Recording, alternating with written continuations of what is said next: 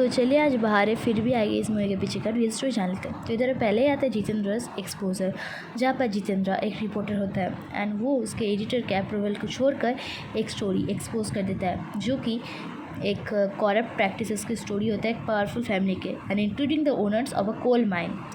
And वो किसी का भी अप्रूवल नहीं लेता है एंड वो ये एक्सपोज कर देता है। तो ये सब कुछ सबके सामने चला आता है। अब चलिए जान लेते हैं अमिता के बारे में।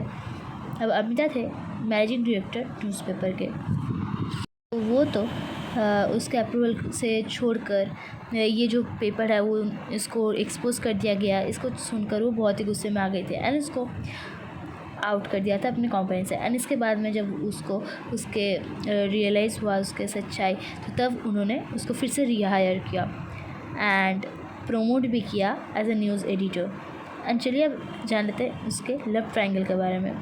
अब अमिता एंड जितेंद्र की एक दूसरे से के लिए फीलिंग्स डेवलप होता गया एंड ये एक रोमांटिक टेंशन क्रिएट होता गया। एंड इधर जितेंद्र अमिता के यंगर सिस्टर सुनीता से भी प्यार करने लगा। तो ये एक लव ट्रायंगल फॉर्म किया।